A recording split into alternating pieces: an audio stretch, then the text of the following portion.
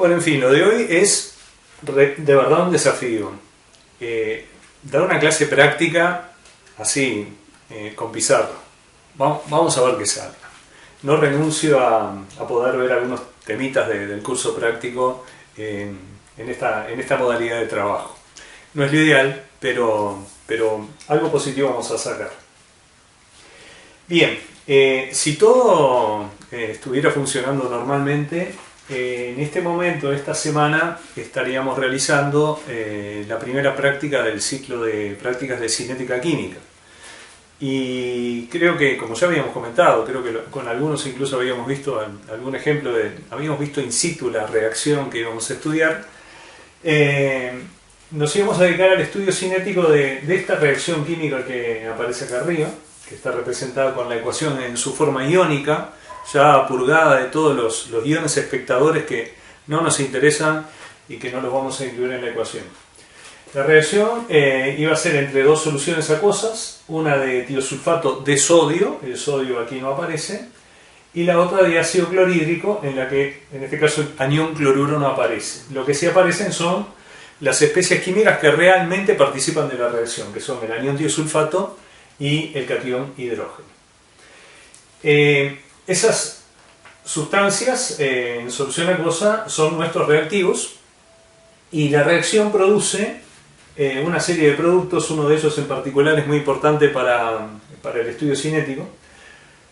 Se produce dióxido de azufre gaseoso, una sustancia, digamos, que huele bastante mal y que es bastante corrosiva. Azufre sólido, se precipita el azufre sólido, y agua líquida, que en definitiva, como estamos trabajando con soluciones acuosas y el medio en el que queda disperso o suspendido el azufre sólido es acuoso, no la vamos a detectar. O sea, va a ser irrelevante la cantidad de agua formada. No así la de dióxido de azufre, que aún en pequeñas cantidades hace que el olor sea bastante molesto. Pero a ver, si recuerdan, y si no, hagamos el experimento mental. O sea, Einstein, haciendo el experimento mental de que viajaba montado en un haz de luz, creó la teoría de la relatividad especial. Y bueno, yo no digo que aspiremos a tanto, pero un buen experimento mental puede ayudar también a ubicarnos en la situación. Tenemos un reactor, acá está más o menos dibujado, miren. El reactor va a ser cuando volvamos un vaso de bohemia pequeño, apoyado sobre una cartulina oscura. Dentro de ese reactor, dentro de ese vaso de bohemia, vamos a colocar uno de los reactivos. En la primera serie de datos experimentales, el reactivo va a ser ácido clorhídrico. O sea, vamos a colocar catión hidrógeno, en definitiva, que es lo que aporta el ácido clorhídrico, en una concentración 2 molar, 2 moles por litro. O sea, vamos a usar ácido clorhídrico 2 molar. Un volumen fijo, un volumen conocido, 2 mililitros concretamente, de ácido clorhídrico 2 molar. Una solución bastante concentrada. Después vamos a explicar un poquito por qué es importante que esté particularmente concentrada en el reactivo, cuya concentración vamos a dejar fija en la primera serie. Y en un tubo de ensayo, en realidad en 5 tubos de ensayo, vamos a preparar una gradilla con 5 tubos de ensayo. Son 10 en realidad, pero consisten en 5 para el ácido clorhídrico, que sostienen todos el mismo volumen y la misma concentración, y los otros 5 corresponden al otro reactivo, cuya concentración vamos a modificar para ver cómo eso afecta al tiempo de reacción. En esos 5 tubos de ensayo colocamos tiosulfato de sodio, con una concentración de anión tiosulfato, que es lo que nos interesa, que es variable. Bien, esa concentración variable, incluso acá la podemos anotar, si quieren, les sirve como dato para procesar la información. Yo tengo unos datos experimentales anteriores y les voy a pedir que grafiquen y saquen algunas conclusiones después de que terminen de ver el video. Van a ser 5 experimentos, o sea, 5 mediciones de tiempo de reacción con estas concentraciones finales de anión tiosulfato. O sea, dentro del reactor, la concentración inicial de partida de tiosulfato va a ser la que aparece ahí: 0,25, 0,20, 0,15, 0,10 y 0,05. Les dije lo de finales porque no es la concentración que tenemos en el tubo, sino la concentración que va a tener lugar cuando el volumen de solución de tiosulfato se mezcle con el volumen que ya tenemos dentro del recipiente de reacción, dentro del reactor, de ácido clorhídrico. O sea, como se suman los dos volúmenes, la concentración que tenía en el tubo de anión tiosulfato se modifica. También se modifica la de catión hidrógeno, debido al ácido clorhídrico, pero en la medida que estamos agregando volúmenes iguales del tubo al vaso de Bohemia, y el volumen del vaso de Bohemia también es fijo, la concentración igual va a permanecer constante. Va a quedar un poco más diluida, pero va a permanecer constante. Así que lo que vamos a hacer es estudiar en primera instancia, o sea en la primera serie, cómo modificando la concentración de tiosulfato producimos efectos en la rapidez de reacción. Concretamente, cómo se modifica el tiempo de reacción. Y volvamos un poquito al esquema que tenemos acá arriba. Lo que está marcado en rojo entonces son los reactivos. En primera instancia mezclo los reactivos. Aquí tenemos a nuestro laboratorista, cronómetro en mano, y mezcló los reactivos. Y en el momento que mezcla los reactivos le da inicio al cronómetro. Empieza a medir el tiempo. Los reactivos inicialmente parece que no estuviera ocurriendo nada, pero llega un momento en el que empieza a aparecer una turbidez en la solución. Las soluciones acuosas son translúcidas, transparentes e incoloras.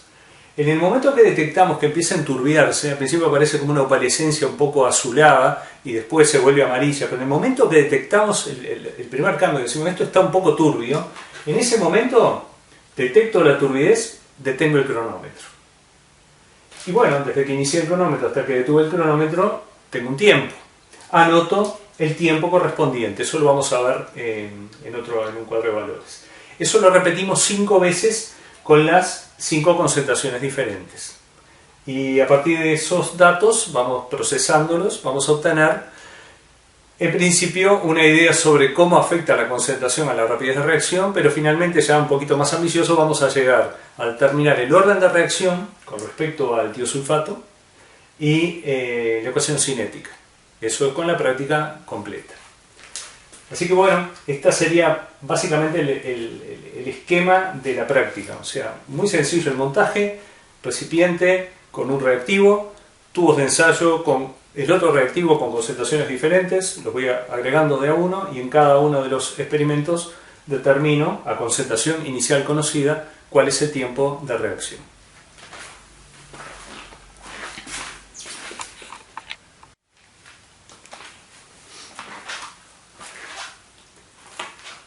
Así que resumiendo, el objetivo de la práctica es determinar la ley de rapidez para la reacción que ya habíamos visto anteriormente. Anión tiosulfato más catión hidrógeno produce dióxido de azufre, azufre sólido y agua. ¿Qué significa determinar la ley de rapidez para esa reacción? Bueno, encontrar una expresión de tipo rapidez de reacción R igual a una constante, la constante específica para esa ecuación, para esa reacción, perdón, a la temperatura del experimento. No es el objetivo averiguar el valor de la constante, este es un buen método para determinar los órdenes de reacción, pero no las constantes específicas.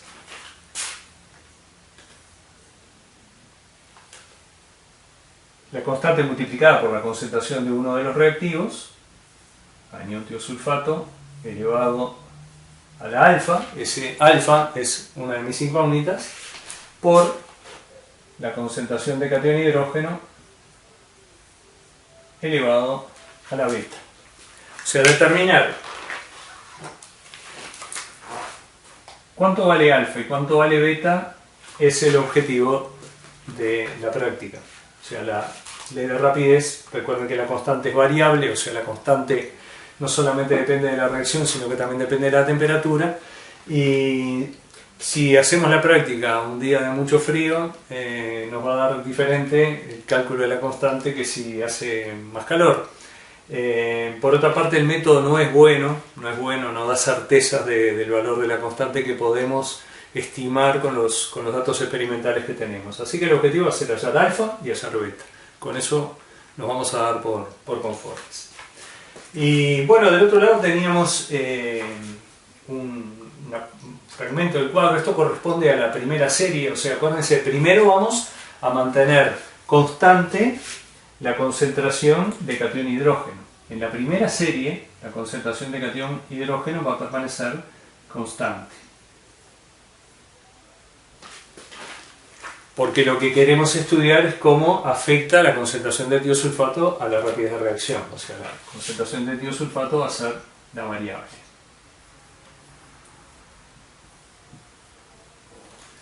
Y es la variable independiente, porque nosotros preparamos las soluciones de tiosulfato con la concentración que nosotros queremos. Entonces la variable dependiente sería la rapidez de reacción.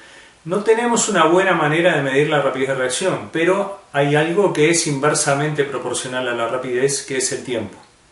Entonces, si nosotros trabajamos en condiciones iniciales, el tiempo desde que mezclamos los reactivos hasta que aparece la primera turbidez es un tiempo de referencia para cuál sería la rapidez de reacción inicial con distintas concentraciones para cada uno de los experimentos, ¿no? Del 1 al 5. Y yo les decía que tenía datos, busqué los mejores datos que pude encontrar en prácticos de años anteriores. Entonces lo que les voy a poner acá no es probablemente lo que hubieran obtenido independientemente cada uno de los grupos trabajando en el laboratorio, sino una selección de los mejores datos del mismo día, porque hay que contemplar que la temperatura fuera la misma, y con los que trabajaron mejor, que eso también incide, o sea, la pericia del operador termina muchas veces impactando en los resultados. Particularmente en el ojo crítico, bien desarrollado como para decir, bueno, esto se enturbió y para la próxima medida volvió a enturbiarse y está exactamente igual de turbio que cuando apagué el cronómetro la vez anterior, que cuando detuve el cronómetro. Así que los datos que les voy a dar tal vez no sean los más frecuentes en una práctica, pero en general los resultados son bastante buenos. Se los anoto.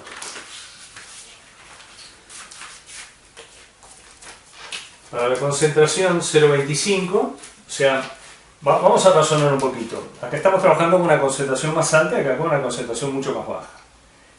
¿Qué se supone que va a ocurrir con la rapidez de reacción? A mayor concentración, mayor frecuencia de los choques porque hay menos distancia entre las moléculas y por lo tanto el recorrido libre medio, ¿no?, de las moléculas cuando chocan es menor. Van a chocar con más frecuencia y para una energía dada va a haber más moléculas que van a chocar eficazmente. Por lo tanto, mayor concentración, mayor rapidez. Bueno, mayor rapidez implica menor tiempo. Así que la lógica es que el tiempo sea muy pequeño en esta primera medida y vaya aumentando a medida que la concentración disminuye. O sea, a medida que la concentración disminuye la rapidez, pero aumenta el tiempo y aumenta proporcionalmente a la rapidez. Bien, vamos a los tiempos que aparecen acá. Están en segundos. En general les pido que no anoten porque los cronómetros le dan décimas, centésimas de segundo, no tiene ningún sentido. El tiempo de reacción del operador del cronómetro es muy superior a las décimas de segundo, así que redondeamos los tiempos en segundos. 35 segundos para la primera medida, 41 para la segunda, 52, 83 y 168. Acá en los extremos es donde están los riesgos más grandes para el resultado de la práctica. Este es muy rápido. A pesar de 35 segundos, si uno sabe que tiene que esperar 35 segundos, no le parece necesariamente muy rápido, pero no están preparados, es su primera medida, hacen la mezcla y generalmente se les va. Cuando quieren acordar, aquello ya no está turbio, ya está directamente amarillo, pues está lleno de azufre, de partículas de azufre que ya están precipitando y se les pasaron las condiciones iniciales. O sea que este resultado muchas veces hay que repetirlo. De la primera medida es muy habitual que después de haber hecho las otras, cuando ya ahora me di cuenta lo que tenía que haber mirado en el momento que detuve el cronómetro, hacen los otros 4 y repiten el primero. Este no sé si estaba repetido o no, da muy coherente con lo que uno espera. Y el último a veces también es un resultado peligroso porque 168 segundos, en más de 2 minutos, están aburridos ahí esperando, y dicen acá no va a pasar nada, y cuando quieren acordarse se distraen y dejan pasar el tiempo. De cualquier manera, el error relativo en esta medida es mucho menos importante que el error relativo en esta. O sea, si hacemos una gráfica incluyendo los errores de los puntos en la gráfica, vamos a ver que esta tiene un intervalo de error mucho más grande que el del último punto. Pero bueno, estos serían los datos experimentales. Entonces lo que les voy a pedir ahora es que con estos datos, papel cuadriculado, hagan una gráfica, o sea, grafiquen tiempo de reacción en función de la concentración de tiosulfato. Perdón.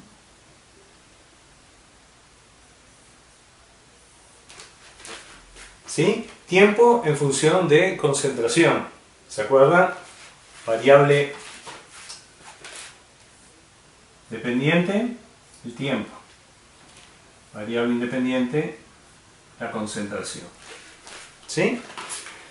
Grafiquen eso. Digo, no quiero contarles el final de la película porque la gracia de esto era estar en el laboratorio 2 horas sacando datos experimentales y capaz que en los últimos 20 minutos, a veces ni tanto, se los llevaban a la casa, hacían las gráficas y sacaban las conclusiones. Si yo ahora les cuento todo, no tiene ninguna gracia. Traten de construir la gráfica y vean cuál es la relación, traten de sacar la relación entre la concentración y el tiempo. Acuérdense que la relación no viene dada ni por los coeficientes estequiométricos de la ecuación, ni por esa supuesta, digamos, y muy obvia, muy lógica en principio, suposición de que, bueno, tiene que haber una relación de proporcionalidad directa. O sea, si hay o no la hay, vamos a verla, pero la tenemos que confirmar experimentalmente. No pasa por lo que a priori nos parezca a nosotros que va a ocurrir. Porque esta además es una práctica que nos lleva a algunas sorpresas. ¿Ah? Así que, repito, tienen los datos experimentales, grafiquen, tiempo en función de concentración, no concentración en función de tiempo, no concentración en función de tiempo, porque no estamos estudiando cómo varía la concentración con el tiempo, porque no tenemos manera de medir eso. Estamos midiendo a partir de concentraciones conocidas cómo va variando el tiempo en el que ocurre algo, un evento relevante como la aparición de la turbidez, ¿sí? Que confiamos que remita a las condiciones iniciales de reacción. Así que no borren un poco la idea de algunas gráficas que ya estuvimos viendo en el teórico sobre qué es lo que pasa con la concentración a medida que transcurre el tiempo, ¿no? Con distintas pendientes. Ahora lo que estamos viendo es cuánto se modifica el tiempo cuando yo modifico la concentración inicial de reacción. Este tiempo lo estoy usando porque no tengo materialmente la forma de medir la rapidez, sino lo que tendría que estar graficando es rapidez en función de concentración. ¿Está claro? Bueno, hagan eso.